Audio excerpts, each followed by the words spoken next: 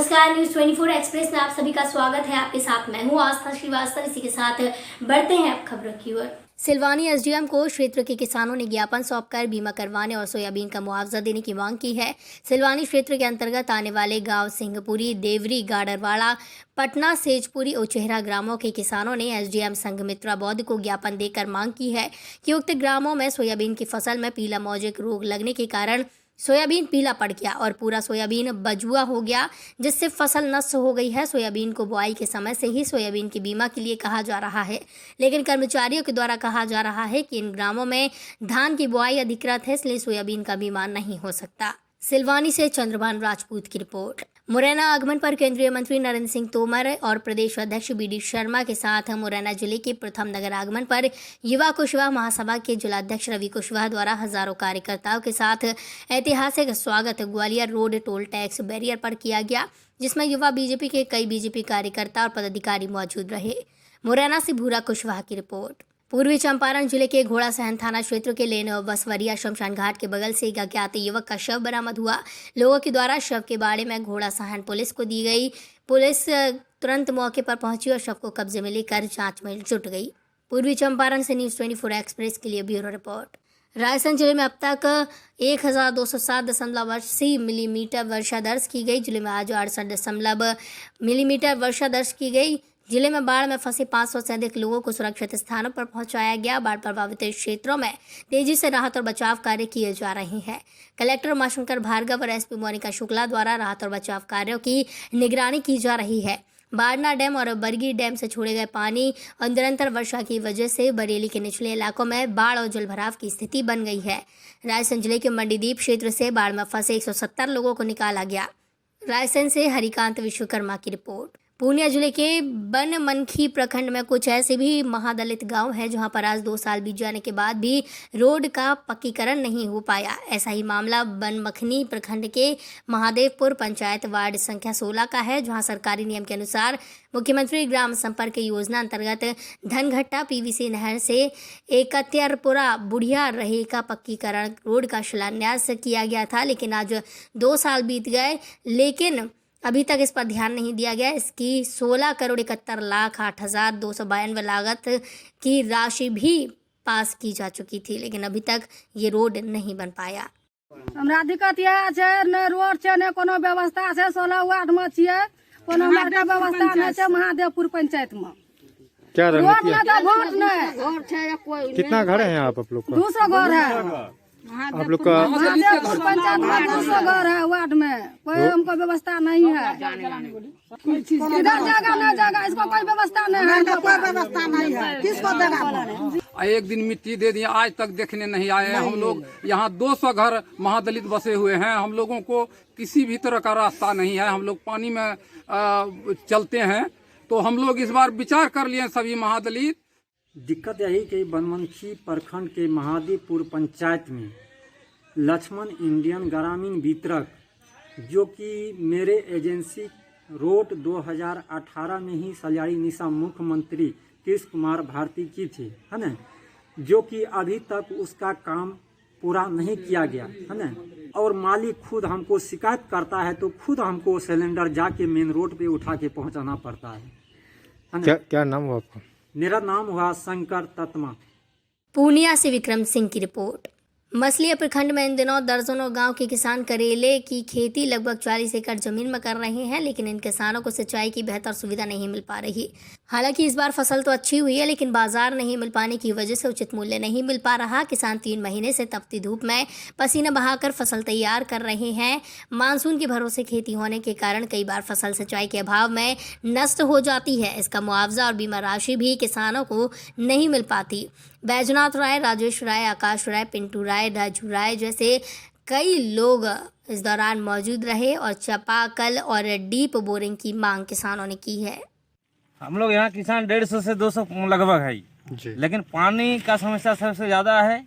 पानी पीने के पानी के लिए हम लोग को जाना पड़ रहा है 1.5 से 2 किलोमीटर। वैसे तो खेती हम लोग वर्षा के पानी के हिसाब से करते हैं। बस हम लोग को एक ही बस समस्या अभी वही तो पहले हम लोग को चाहिए कि चापाकल ट्रैक्टर दे दीजिए। और कि आपका जो हो गया कि कोई पानी का सुविधा नहीं, हम लोग 2-3 किलोमीटर जाना पड़ता है पानी पीने के लिए, लाना पड़ता है। उसके बाद जो है कि इस साल तो लॉकडाउन है, माल बेसी दाम में बिकता नहीं है और हम लोग का 1 एकड़ में मोटा मोटी 25,000 टका खर्चा होता है और इसमें कम दाम में बिकता है, हम लोग का मुश्किल हो जाता है। और 3 महीना से काम करते हैं, माने जेठ महीना से लेके आपका हो गया भादो महीना तक। फसल नष्ट होने के बाद बीमा मिलता है क्या? और नहीं, बीमा नहीं मिलता है। बीमा कैसे मिलेगा? कोई भी ऐसे कर्मचारी आया कि आप लोग का सब। दुमका से केएन यादव की रिपोर्ट। महर्षि दधीची जयंती के अवसर पर विप्र फाउंडेशन की ओर से दीपचंद लोहारीवाला भवन में प्राचार्य डॉक्टर सुनील शर्मा की अध्यक्षता में रक्तदान शिविर का आयोजन किया गया। शिविर में 41 यूनिट रक्तदान हुआ। इस अवसर पर मुख्य अतिथि अरविंद गौड़ ने रक्तदान की आवश्यकता और महत्वता पर प्रकाश डाला। अनिल शास्त्री ने रक्तदान जागरूकता अभियान चलाने पर बल दिया। डॉक्टर राम अवतार सोनी ने रक्तदान को महादान बताते हुए शहर में खुलने वाले ब्लड बैंक की जानकारी दी। आज का जो कार्यक्रम रखा गया है ये मेनली किस उद्देश्य के लिए रखा गया है? ये हमारे समाज के महर्षि दधीची जयंती के उपलक्ष्य में रखा गया है। महर्षि दधीची ने अपना पूरा शरीर दान में दे दिया था जीवित रहते हुए। उसी प्रेरणा को आगे लेते हुए ये जो लॉकडाउन का काल है इसमें सभी लोग बढ़ चढ़ के, विप्र समाज के लोग, ब्राह्मण समाज के लोग बढ़ चढ़ के हिस्सा ले रहे हैं और ब्लड डोनेशन कैंप ये चल रहा है। आपका नाम और पद? मेरा नाम अरविंद गौड़ है और मैं विप्र फाउंडेशन का प्रदेश महामंत्री हूँ। सादुलपुर से नवीन जांगड़ की रिपोर्ट। बड़ौद ब्लॉक के कागनी खेड़ा, सेवा खेड़ी, पाड़ल, सुदवास और आसपास स्थित ग्रामों में केमिकल युक्त पानी आ रहा है।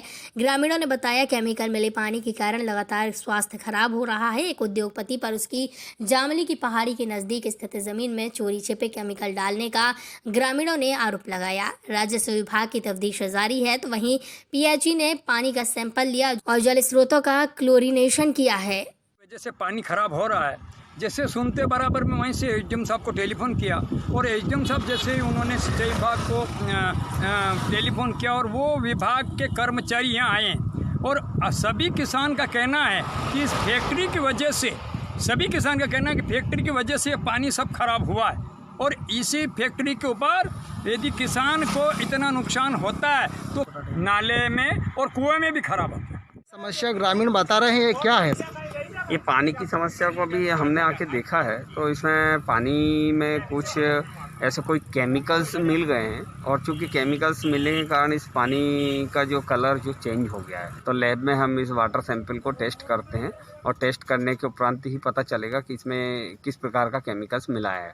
कि रिपोर्ट आने के बाद और पता चल जाएगा पानी पीने लायक है अथवा नहीं। सर आपका नाम और पोस्ट? मनोज भास्कर, कार्यपालन यंत्री, पीएचई आगरमालवा। आगरमालवा से नजीर अहमद की रिपोर्ट। भीलवाड़ा में अतिरिक्त पुलिस अधीक्षक शहर गजेंद्र सिंह जोधा के निर्देशन और उप पुलिस अधीक्षक व्रत के निकटतम सुपरविजन में सदर थानाधिकारी मुकेश कुमार वर्मा, रायला थानाधिकारी गजराज और साइबर टीम अमय जाप्ता ने कार्रवाई की। भीलवाड़ा में कोटड़ी चौराहे के निकट सदर थानाधिकारी मुकेश कुमार ने गश्त के दौरान एक व्यक्ति के संदिग्ध होने की दशा में पूछताछ की और उसके पास से एक पिस्टल और 2 जिंदा कारतूस बरामद हुए। उसी समय कार्रवाई करते हुए गिरफ्तार भी कर लिया गया। श्रीमान पुलिस अधीक्षक महोदय भीलवाड़ा की तरफ से ये निर्देश है कि संगठित माफियाओं के विरुद्ध सख्त से सख्त कार्रवाई की जाए और ऐसे अपराधों पर रोकथाम लगाई जाए। इसी सिलसिले में एक स्पेशल टीम गठित थी जो भीलवाड़ा में अवैध हथियारों में लिप्त थे। दिनांक 30 तारीख को दौरान गश्त एक संदिग्ध व्यक्ति को हमने कोटड़ी चौराहे पर देखा, उसकी तलाशी ली तो उसके पास एक अभी इस संबंध में अनुसंधान जारी है।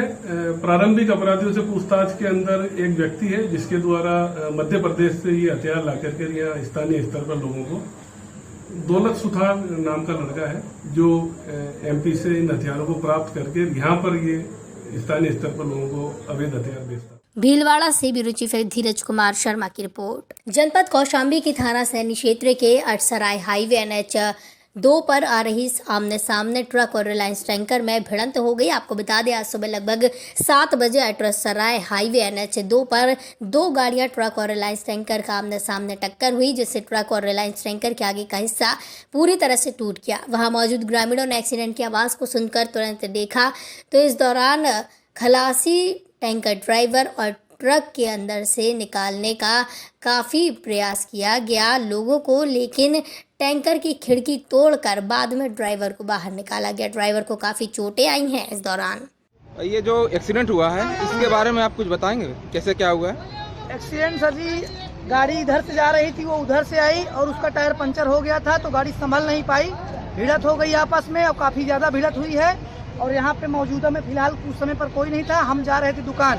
तो देखा कि एक्सीडेंट हुआ, ड्राइवर फंसा हुआ है तो हम दौड़ के गए। हमारे पीछे हमारे गांव के सारे लोग दौड़ के आए और सारे लोगों ने, और एक का पैर टूटा, फ्रैक्चर हो गया है।